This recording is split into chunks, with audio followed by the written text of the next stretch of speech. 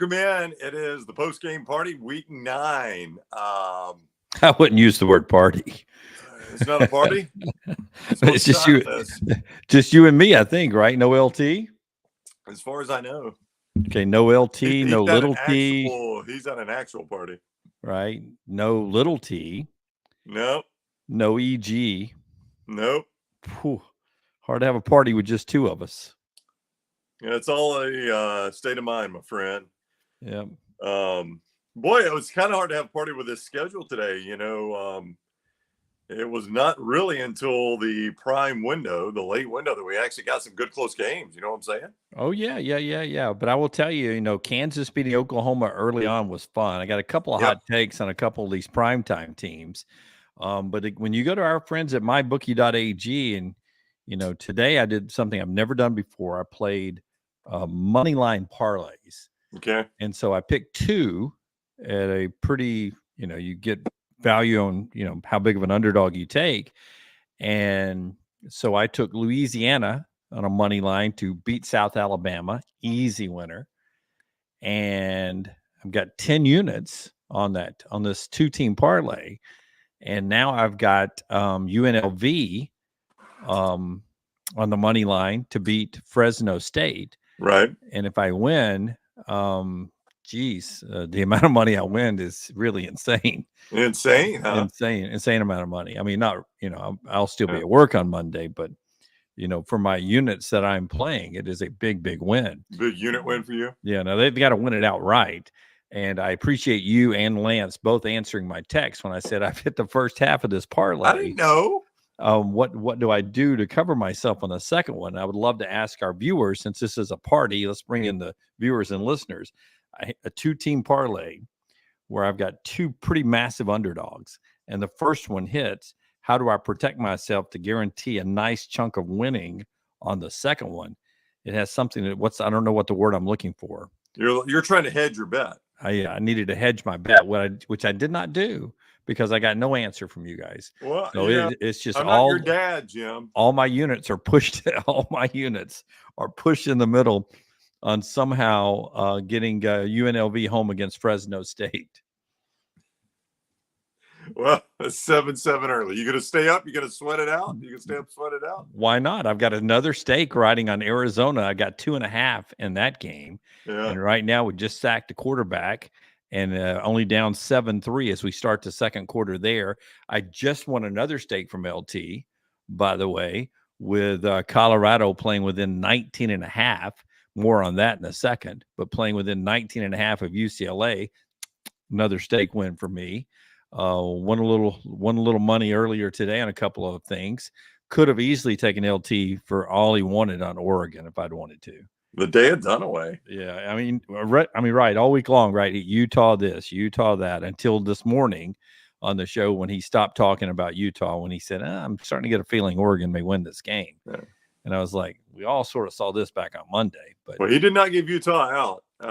No, he said it this morning. He said that, all week long, he thought it was going to be Utah. And I think we were always saying, well, if Utah is so good and they're at home, how are they getting 6.5? And so we could have taken his money on the Oregon thing. So, yeah. But let's get into some of these games. Here's what Troy says to you. If UNLV happens to take the lead, make a bet on Fresno. So make an in-game bet? That's what he's saying. Oh, Troy, I mean, today's the first time I've ever bet a money line in my life. I don't know if I can figure out how to go into something and make an in-game bet. I don't even know. No, you can do that easy on mybookie.ag. I don't even know if I can do that. Mybookie.ag. Mybookie.ag. Code next round when you do it. So if UNLV gets the lead, then I go in and make a in-game bet on what is it at that point? Do I do a money line? Do I do whatever the point spread is at that time? What do I do, Troy? Yeah. What do I do? There's so many questions. I may just let it ride. Let's just let it ride, man. Let's just go all in, man. You guys stay up and let's see if my 10 units can come into hundreds of units. Hal says he took Lance's tease parlay. All he needs now is North Carolina +2.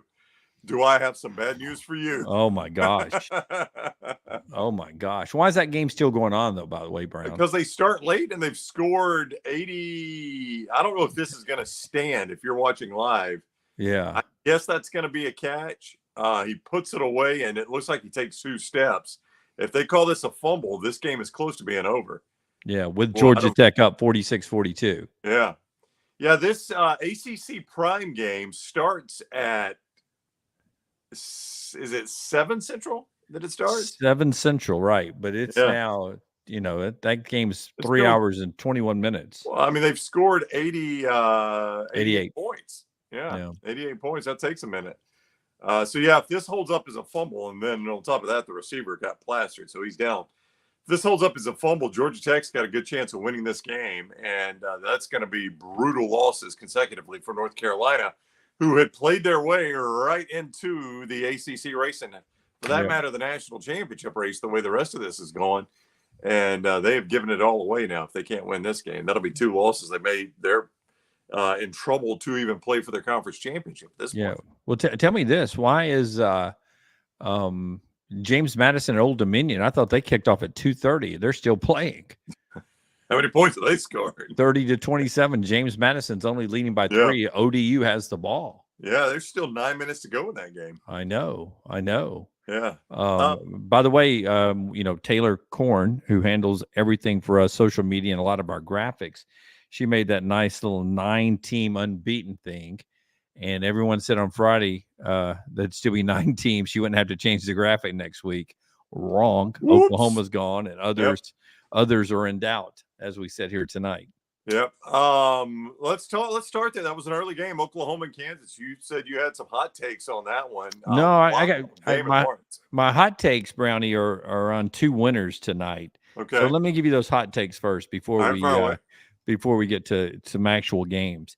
They won the games, right? And they're still unbeaten. But Washington and Ohio State are not who we think they are. Washington instead of Funk. There is no doubt about that. Yeah. I mean, that's a bad Stanford team, and they're a dropped little flea flicker gadget play away from possibly losing that game tonight. Yeah. To Stanford, and that's a bad Stanford team, right? No, there's no doubt that is maybe the worst team in the Pac-12. Stanford. And then Wisconsin's not good, and that score looks like it's 24-10. But really, it's 17-10 ish. I mean, the referees in that game, we've got to do a better job at calling defensive pass interference in college, because when you've got your back and you're making contact and getting your hands all in the catch zone and touching the receiver, I mean, boys, when you step up, they're even going to call that in the USFL, I believe. So we got to do a better job of calling that in college. Wisconsin. They had a couple of Ohio State guys who were beat, and there were some flags not going their way. They're not saying the Big Ten was trying to protect Ohio State, but they were letting the DBs play in that one. Probably was going both ways too. I just didn't see Wisconsin throw that many close passes. Washington is not what I thought they were. No. I will agree with you on that. I thought Washington was better. I think Ohio State is a little bit what I thought they were. I think this is Ohio State. I think they're a pretty good defensive team, and they just don't have a whole lot of offense. It's weird to watch them Dunaway because they slop around on offense, but Jim Knowles has that defense playing pretty well. It's hard to move the football on them. Penn State saw that. They just couldn't do anything effectively today. Wisconsin couldn't do anything effectively. I mean, I still think that team's probably going to be undefeated when they play Michigan, and we'll see what happens then. Penn State should have lost today to a bad Indiana team. Michigan will annihilate both of those teams. Michigan will annihilate both of those teams. This race for the national championship is Georgia, Florida State, Michigan, and whomever else can fight their way into that.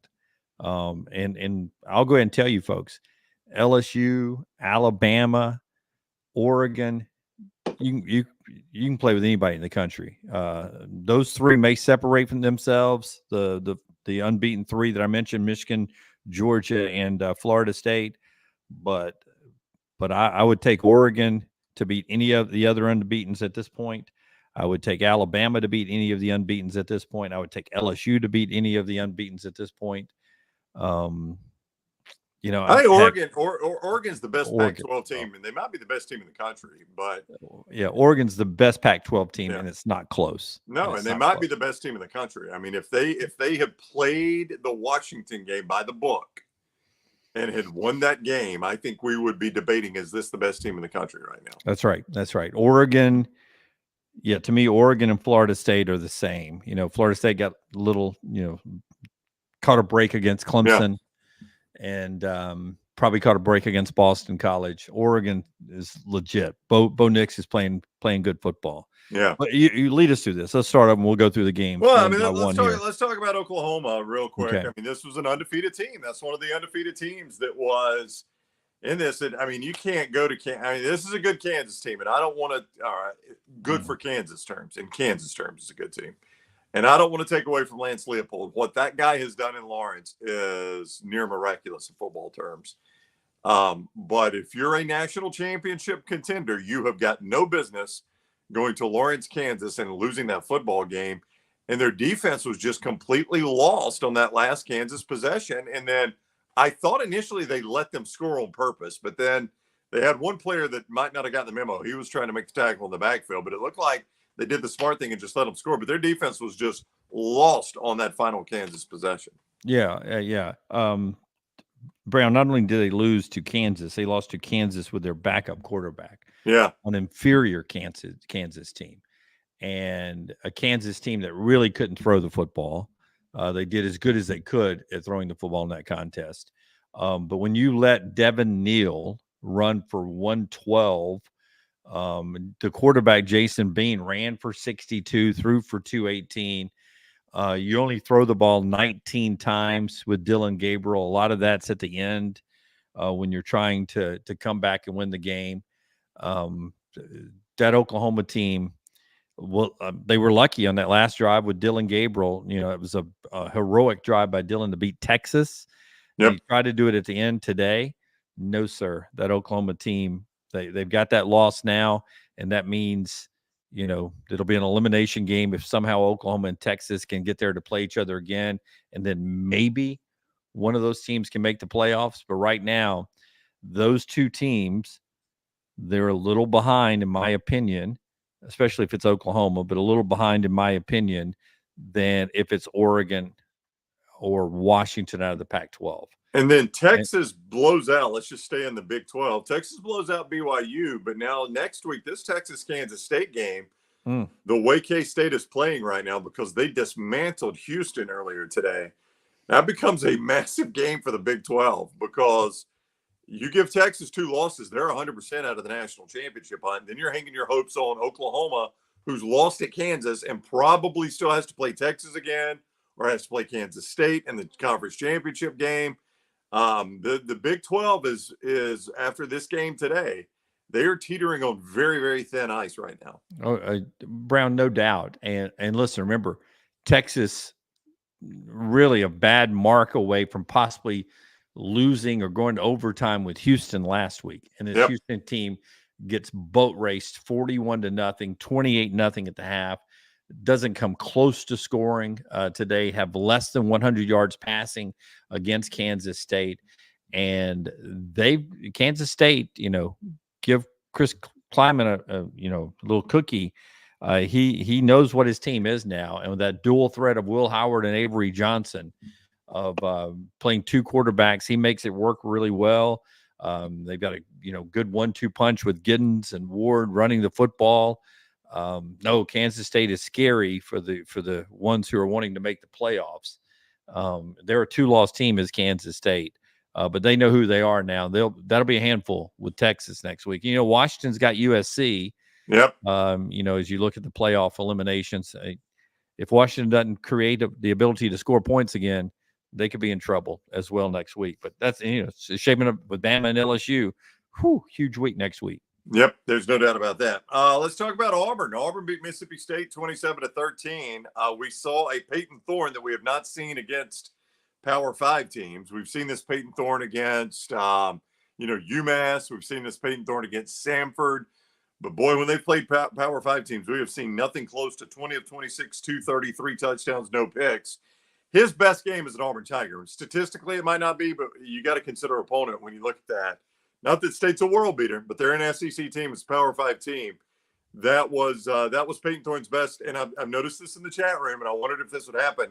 People are starting to say it looked like Hugh Freeze was calling plays today. That looked like Hugh Freeze offense. Yeah, well, it did. It did. And it also, he made a decision that Peyton Thorne was going to be his number one quarterback, and he did not, play Robbie Ashford. I don't know if it'll look the same today if Robbie Ashford had been the quarterback and played virtually every snap.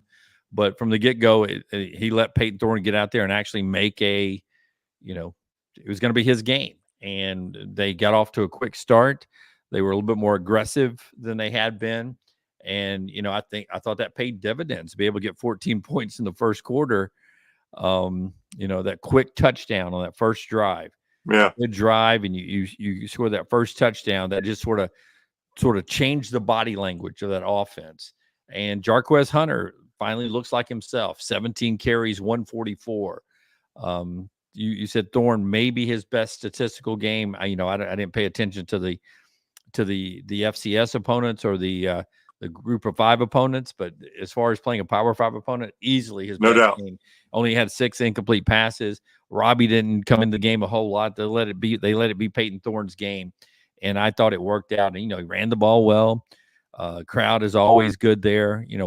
Mississippi State without Will Rogers, they struggle with Mike Wright, who couldn't be 1 or 2 at Vandy if he had hung around. So it's a great win for Auburn. And it really sets the table down the stretch, not just to get bowl eligible, Brown, but at 4-4 now.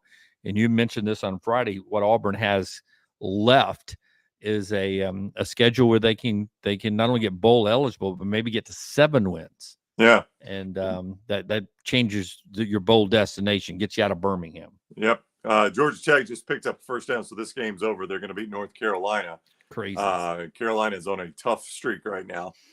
Ben said he only watched the second half. Thorne looked like crap. Yeah, that's the problem, is they were not great in the second half. That was a terrible offensive second half, but they had done enough work in the first half that they were able to win the game. I mean, I think at one point they only had like 30 some odd second half yards late in that game before Hunter broke off that long 60 some odd yard run. So yeah, that's perplexing with this team, obviously. Here's what I like today. Javarius Johnson made a couple of plays. Rivaldo Fairweather, to me, had his best game. Jarquez ran it. He caught it. Jay Fair had a few catches. They look like, all of a sudden they had some playmakers. Yeah. And now can you carry that over to next week? That's the question. And boy, they are rushing the field in Atlanta. That fan base is hungry for anything, aren't they? Yeah. And by the way, one more note on Auburn. Eugene Asante looked healthy again. Yeah. He came out with eight solo tackles. Yeah, played a great game. Royal Payne says Mississippi State needs to start looking for a new head coach. I don't really know a ton about Arnett. I know that they seemed high on him when Mike Leach was still alive and Arnett was just an assistant. But the guy does not inspire much confidence in you. Like, here's what, and I pointed this out. I had a buddy over watching some games today, and I pointed this out to him. Every time they cut to Arnett on the sideline, his mic's up. He's not talking to anybody. That's right. Excuse me. It's like he just walks around. He just walks around, and there's no emotion. And I'm not saying you got to be a raving lunatic on the sidelines, but, I just look at the really good ones like Nick Saban and Kirby Smart.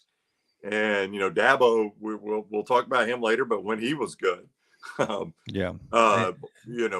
Day, people like, Lincoln Riley, those guys are involved in the game. It looks like they're involved in doing something. Hugh Freeze, just look at the other sideline. Hugh Freeze, they're involved in doing something. And this guy's just walking around with his arms crossed and the mic up. It doesn't inspire much confidence in me if I'm a State fan. No, and he says things, going to the locker room down at the half. He was like, according to the reporter who was covering the game, she said, Zach Arnett told me that it looks like they were not prepared. The coaches didn't have them prepared for this game or something like that, something to that nature. Well, I know what you're saying, and it does look that way, and you want to take the blame, but I don't know if you want to say it that many times throughout the course of the year, because eventually people will start believing, well, you're not doing a good job of preparing your football team to play. Yeah. And I mentioned this during the Alabama game. His body language early in the game, looked like he started pouting, got mad, and had given up. And maybe that's, I have a resting bitch face myself. I look like I'm pouting sometimes when I'm not. It's just the way I look. Maybe he's that guy too, but he does not. You're right. He doesn't exude we're about to come back, or we're about to fight hard. Like Dion tonight, they were so outclassed, but those Colorado guys kept fighting. And I felt like it was because the coaches and the team kept believing I don't know if they kept thinking they were going to win the game, but they kept going, man, we're going to get out there and fight. Yeah. And Mississippi State just didn't have that type of, it's not swagger. They just didn't have that kind of confidence, play in and play out. And that's not Mississippi State football. Mississippi State, usually brings their dogs. They usually bring it. Also in the SEC, early Texas A&M beat South Carolina 30-17. Carolina played with them for a little bit. They had trouble protecting Max Johnson, but A&M was just too much for them. You pointed out the loser of this game will not have won a game in the month of October, so that ends up being South Carolina, and it doesn't get a ton easier for them. Their schedule just is kind of unrelenting. It's going to end up being a very disappointing season for the Gamecocks. Yeah, it really is after last year. But I will tell you this, Brownie. They are a team, Texas A&M and South Carolina, that, when you have multiple TVs, and thanks to YouTube TV, you're able to do boxes. I think during that game I was just trying to find something good to watch. What morning windows were, you had told me it was going to be bad. And I was trying to find something good to watch. And, I had Oklahoma, Kansas. And so I think I had 9 games going at one point. And then I found myself, why am I watching the South Carolina Texas A&M game so much? Why am I not watching some of these other games? But they were just a lot of 14-0 games at one point, or 17-10s, or 17-3s. And I watched, I was into the Oklahoma Kansas game, and watching that was just 2 pretty bad football teams, to be honest with you. No, yeah. I don't disagree with you. Don't disagree with you. I mean, I felt really bad for Max Johnson. Until I saw Shedeur Sanders tonight. But I felt bad for Max Johnson. Yeah. He got sacked 5 times. I know. And he got hit a lot. And then I watched Shedeur tonight get sacked 5 times in the first half and get hit a lot. Yeah. And, Max Johnson, who holds onto the ball a lot, if Shedeur had his protection, oh my goodness, it would be unbelievable at Texas A&M. By the way, maybe that's something Texas A&M should consider. Georgia beats Florida 43-20. Same old for Florida. I do think it's interesting. Florida at 5-3 right now, seeing what they do the rest of the year. In the next 4 games, Arkansas, LSU, Missouri, and Florida State. That was a pretty bad beatdown. They scored first. Looked like they had a lot of momentum. Billy Napier runs an insane 4th down play from his own territory. Does not pick it up. In fact, they lost like 5 yards on it. And it was all Georgia after that. I mean, they were never in the game again. So I think the interesting thing out of this game, 2 things. Number one, if you doubted Georgia could continue to play offensively without Brock Bowers, they showed you they can. They looked really, really good. Number 2, I think the interesting thing is what happens to Florida the remainder of the year. Is this a turning point poorly for them? Or are they able to dig this back out and make something out of the rest of this season? Yeah, I mean, it was 36 at least through the first 3 quarters. It was 36 unanswered points. Yeah. Maybe it got to 43. By the way, your comedian is hosting Saturday Night Live. I know, my guy, Nate Bargatze. I wonder if it's good. I'm going to try to go back and watch some of it. Yeah, and that was kind of a late announcement. He only announced it a couple of weeks ago. I mean, is he replacing somebody? I don't know. They booked him late. In fact, like, he had to reschedule shows. Like, he had to go on social media and apologize to people who bought tickets. Like, I'm torn to cancel my shows, but this is a chance for me to host Saturday Night Live. I can't say no to this. Yeah, like, I think he's so entertaining, but I just never thought he would be hosting Saturday Night Live. Well, he's got a unique style of comedy that makes Right. him entertaining, and I don't know that it translates into Saturday Night Live skits. We'll have to see. I don't know, but good for him, man. He's Yeah. I really like what he does. He's one of my fairly favorite. clean, right? Mostly clean. Very comedy. clean, yeah. I mean, Yeah. he's very clean, and it's not like something, that he like downs other guys that aren't. It's just like it's the way I do my show, and he's still very entertaining to me. Yeah. I want to try to get him on. I want to try to get him on the show. He's coming to Birmingham in May, so I was going to talk to Rockstar and see, or maybe see if there's a way we can manage to get him on the show. You know who else we can try to get on the show? He's coming to, because I went to see last night. My son was in a requiem and a opera and with the Alabama Symphony Orchestra. Yeah, as one does. Yeah. So I got to go, see the orchestra last night and some opera singers and some choirs down at the Alice Stevens Center. And I think it was March 10th. John Cusack is coming to the Alice Stevens Center, and I'm a big fan of John Cusack. Yeah. Now I asked Maggie, I was like, "Does he sing? Is he? What's he doing? Is it comedy, spoken word, singing? What's he doing? Spoken word, I think. Like he's talking. That's what she said. He's just like giving a talk or telling stories. I don't know, but it sounds like something probably needs to be promoted. So maybe we'll get the great John Cusack on the show too. Yeah. As Michael points out, Theo Vaughn, little T's working on Theo Vaughn. That's her guy. That's right. So we'll try to get. We're aiming for Theo Vaughn, with John Cusack, and now Nate Bargatze. Yep. So or that's our three. Or as I like to call him, Neil Bargatze. Yeah, it is Nate. Nate. While we're at it, very sad news in entertainment tonight. You were the one that broke it to the group that Matthew Perry has passed away. A lot of people are asking if we have addressed that. News broke during the late game, sometime around 8-9 o'clock, that he had apparently drowned tonight, and the Friends star has passed away in his jacuzzi. Brown. Oh, is that the story? Yeah. I don't want to hear the rest of this. Yeah. Which some people believe is suicide. Yeah. And but no drugs were found, according to TMZ. No drugs were found, and no foul play is expected. Yeah. No drugs found on the scene is the way they worded it, which you wonder. I don't know. You don't want to speculate there. It's sad no matter how it happened. Yeah, but he had been battling addiction. Pain pills, Vicodin is something he's battled for years. Alcoholism. But even the Vicodin back during several seasons of Friends, and he was very open about it in a memoir last year as he got out and spoke about it. And as my wife said, when I told her the news, she was like, "Oh no, I thought he had beaten that addiction."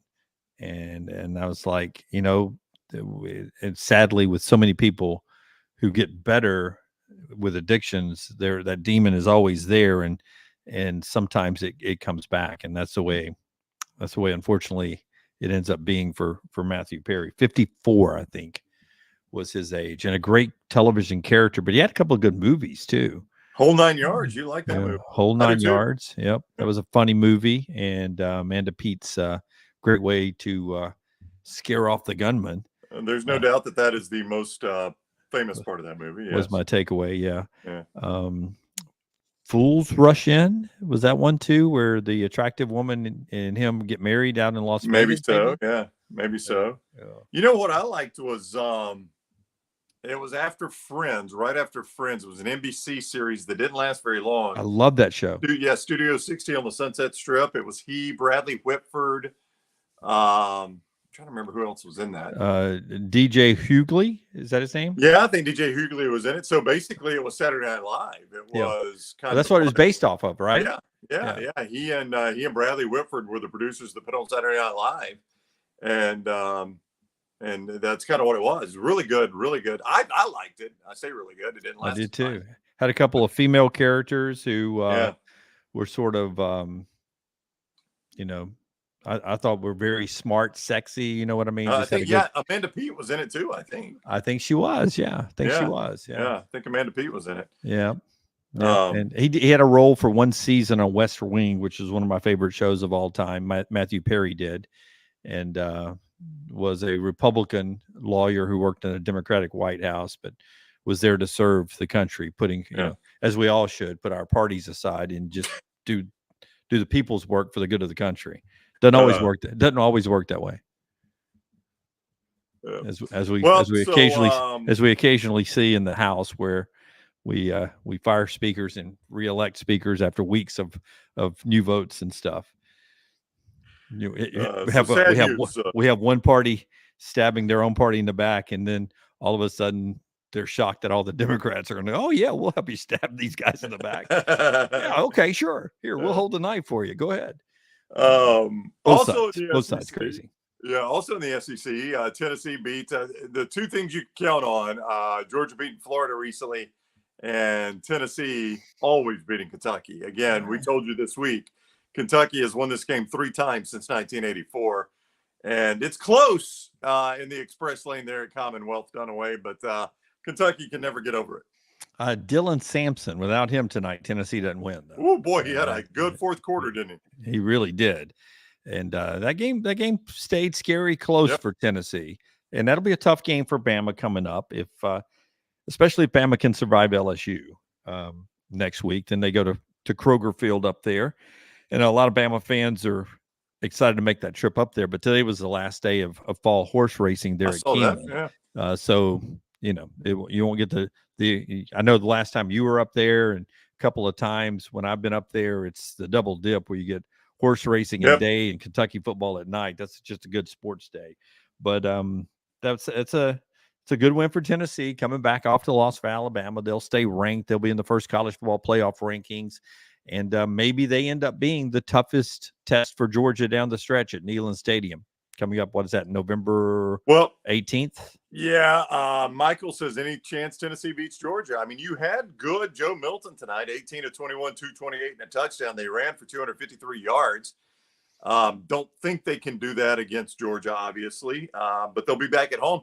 Listen, when Milton plays like that, they're a tough out, man. They are a tough out. They got good receivers in Squirrel White. Samson was fantastic. So, yeah, I mean, they got a fighter's chance against Georgia. I think Georgia can't, you can't have Georgia playing their A game versus Tennessee's A game. Georgia easily wins. Yeah, but you've got, to me, it'll come down to, can Tennessee have some success running the football like they did tonight? But more importantly, it'll be how the Vols stack up defensively against Georgia.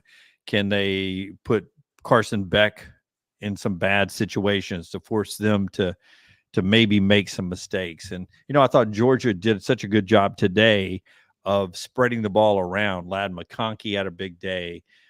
They ran the ball better. The backs caught the ball a little bit better. They seemed to spread the ball around a little bit more without Brock Bowers. You obviously would want Brock Bowers in there, but I was really impressed on what Georgia did offensively today against Florida.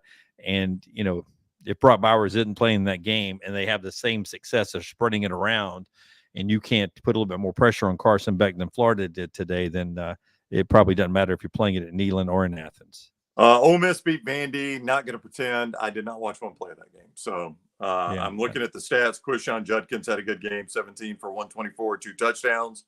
Dart threw for 240, a touchdown and a pick. I did not watch a single play. I had it in one of my quad boxes, the lower right side of my quad box on the TV to the right. So you didn't watch it either? Didn't glance at it a lot. No, I'd glance over there occasionally, when commercials would happen or just when I would sequence around over there. And, I saw a running back, running towards the end zone, or usually when I glanced over there, Vandy had the football. So that meant not a whole lot was happening. That's true. We talked Ohio in the Big Ten, Ohio State, Wisconsin, Penn State, Indiana some. Let's comment real quick. Our buddy Matt Rule gets win number 5 at Nebraska. They're going to be bowl eligible in all likelihood because they play Michigan State next week, who's not a very good team. They lost to Minnesota 27-12 today. Michigan State did. But how about our guy Matt Rule, man? If he gets them bowl eligible year one, that is a heck of a coaching job. They ain't going to a bowl in forever. Yeah, no, and that team is playing better. And I said this on the show this past week, if you go back and you play the quarterback that is playing now, it doesn't have the same upside as Jeff Sims, but he doesn't kill you as much as Jeff Sims did. So you probably win the Minnesota game and you have a fighting chance in the Colorado game. to win that game too. And then, at that point you're sitting here with 7 wins. So, it would be a little different at that point. But, 5 wins is good. Handful of games left to get bowl eligible, which would be fantastic for Matt Rule. And they're progressing and they're playing better. And I tell you what, their style of play, the more I'm watching these teams that are coming from the Pac-12, I don't know how Washington will hold up once they get into Big Ten football. I don't know how USC will hold up. And I don't know how UCLA will hold up. I feel good about what Oregon does, but these others, I'm just not always sure that they're going to be able to play Big Ten style football, because it's a different game. It's a different game. Yeah. They get a little more physical with it. It's a little slower paced, and as much as we think it's all uniform coast to coast, those certain Pac-12 teams are struggling when they to be as consistent when they're playing a different style of team. Their game doesn't travel like some other teams seem to travel. Yep. They were asking in the chat room about game day. They did announce they're coming to Tuscaloosa. Which is surprising. Where else did you think they would go? Well, they've got the broadcast of USC, of Washington and USC. So why not just make it easier on Kirk and just do the show from out there? And crap, you've got a lot of the gear and stuff already out there. I don't know if they travel with that or if they rent local. Ashley could tell us that, one of our great female listeners. And then, Corso doesn't make those long road trips. I don't know if that factors in. Obviously, he was not there today, and I would imagine he would be there in Tuscaloosa. So yeah, it was a reset. He was in was it Eugene earlier this year, or Seattle? He was in Seattle earlier this year. So he does go to some of them. They had a family emergency, but it's not his health, according to Reese starting the show today. But it was a family thing that he had to deal with, but he was okay health-wise. But no, it'll be in Tuscaloosa. So it's a, CBS game, prime time, Georgia, Missouri next week, man. That could be fun. That could be interesting fun game. That's the one I told you. Georgia's going to lose. I don't know that I don't know that I feel great about that right now after watching Georgia today, but I had to pick one. So I picked that one. Yeah. Clemson, NC State. How about that? Dabo and Clemson now 4-4. 4-4. You heard me right. And in fact, in conference, they are now 2-4. This is a disastrous season for Clemson. Bad loss for them today. It is. And,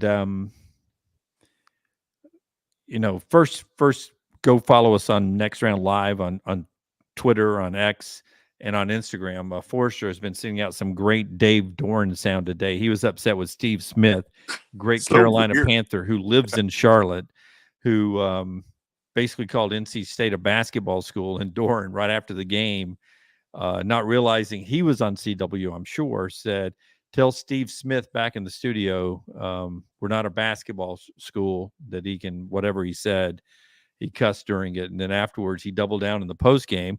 Yep. Saying, if you're going to talk shit, you need to study a little bit more. And I don't think Dave realized he was on CW and that Steve Smith was on the game day set for ESPN earlier in the day out in Salt Lake City. But, good win for NC State, bad win for Dabo. The soul searching and the reinvention of how they do things in Clemson. I'm not going to be one of those guys that says they can't reinvent it and can't reload and come back and be good again someday. But he's obviously going to have to rebuild it now, because it's 4-4 and there's still losses coming, man. Notre Dame is coming. Notre Dame with an easy win over Pittsburgh today. They motorboated them. And South Carolina could be tricky for them. I mean, there's no easy W when you lose to teams like NC State and some of the games they've lost this year. So yeah, you wonder. A lot of people have speculated, and on our show as well, Lance has speculated a lot about the soul searching Dabo might have to do at the end of this season. About if he wants to continue in college football the way it is currently. And seasons like this will force you to search that soul a little bit. And he's a competitive guy. I don't see him just tapping out, but I do think he'll probably have to do some soul searching. $64 million guaranteed contract. So I don't think I'd walk away from that either. I'd make them, force me out. But And they're a long way from that. I don't think anybody should be talking like Dabo's on the hot seat or anything. But when you're used to winning like they are, 4 losses. I mean, just close your eyes and imagine it's Alabama with 4 losses. Yeah. I mean, that's how rough that would be. How rough that would be. Yeah, and their losses, as you said, they are not done. They get Notre Dame this coming Saturday, who just dominated Pitt, like you said. Georgia Tech, who, right now, Georgia Tech's playing the best ball they've played in a while. Yep. North Carolina, who is not playing the best ball they played in a while, and South Carolina. So there's some more potential losses out there for them. Yeah, I mean, truthfully, they got to win 2 of those, right, to get bowl eligible. Yeah, I mean, they might not even go to a bowl. Yeah, that's crazy. Hey, I don't know if Scott will be able to get it because I don't know if he said it in front of a camera, but after the Notre Dame game, a very cringy statement from Pat Narduzzi. Now, this is one of those where I've read what he said, yep. And if Scott can get it, I would like to hear and watch the way he said it. Is this about his roster? Yeah, essentially Okay. He said, we lost a lot of guys in the transfer portal and thought we replaced them. Clearly we missed. And, I mean, his players and some of his players, I think, have already commented on social media, did not appreciate their coach rolling them under the bus after that game. Yep. So that'll be interesting. And some people think he's up for the Michigan State job. I would think about that before I was Michigan State. He was there a long time under Mark D'Antonio. And maybe that's why he makes that kind of comment. Maybe he's trying to, save his candidacy for the Michigan State job by saying, look, I'm working with a bad roster here, but to me, you are who your roster, who your roster is because you create that roster. Yeah. People who always say recruiting, but he's got the best players. Well, recruiting is part of your job. That's right. Yeah, that's part of it. I'm glad you got the best players and you win with the best players. That's what I want for my program. I want my program to win with the best players. All right, I think we covered everything. Is there a game I missed that you had any thoughts on? Let me see here. I'll run Louisville through beat it. Duke 23-0. Yeah. I mean, that's. And Riley Louisville played, right? He played. He did. Riley Leonard played not well. He did 9 of 23, 121. Oh, let's see. Louisville. UNLV's up on Fresno right now. Brown Bandit. Units for me. Oh, the Righteous Gemstone won today. UMass. UMass. That's right. Nation's longest losing streak, and I took them in the upset alert, and they beat Army and really never trailed. Yeah. So that was a pretty good one right there. I was going to mention Louisville real quick, by the way. Virginia Tech, Virginia, and Miami is who they have left in conference. So their path, Jeff Brom, year one, their path to the ACC championship game is pretty good right now. You mentioned Colorado State's uniforms. I loved them, man. Loved them. Yeah. That should be their permanent uniform. If you didn't see it on CBS Sports Network, they're playing Air Force at home. They basically wear a Colorado State flag uniform. And it looks so much better than their actual uniform. And it was a snow game, so it's pretty cool. Now, they lost the game, but it did look good. I liked it. Northwestern upset Maryland. Bad loss for Loxley. Bad loss, yeah. They've got Ohio State, I think, down the stretch. Yeah. Or Michigan, or maybe both. I think it's Michigan they have down the stretch still. We mentioned Kansas State. Bad loss for Gus today. Malzahn, UCF. Got drilled. Yeah. Drilled. Rhett Lashley's got SMU looking good, unbeaten in the American, 6-2 overall. They drilled Tulsa. Remember, they're in the ACC next year. Let's see. Somebody asked if we commented on USC. Trace said, "Did we talk USC?" I don't guess we talked a ton about it. They are their defense is back to being their defense. But good news for them is their offense looks like it's back to being their offense. They'd had 2 bad offensive games in a row against Notre Dame and last week against Utah, but they got back to it today with 50 points. But their defense.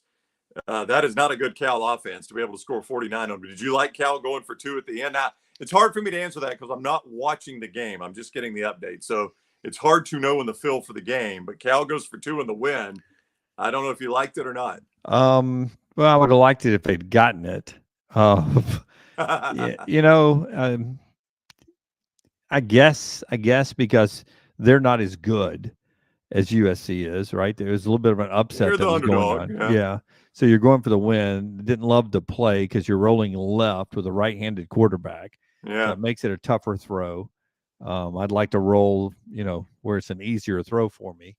No, I didn't hate it. Didn't hate it. Just hate that, you're a team like Cal and Justin Wilcox, and you play so close to maybe getting the kind of win that either gets you a better job or turns your program around, and you're on your way to the ACC.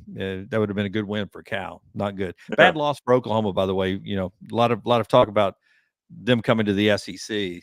Yeah, that was. Did you hear the Kansas fans chanting yeah. SEC at the end? Yeah, Kansas, SEC. Yep, I did. Oklahoma State won again today, by the way. They're playing good football. It could be another tough game for Oklahoma down the stretch. I don't know if they played Texas. Yeah. Why did Oregon State fake this field goal right here, by the way? 34-yard field goal attempt. They try to fake it on the final play of the half. Don't get anywhere close to scoring. I'm already deep into the commercial break, so I missed it.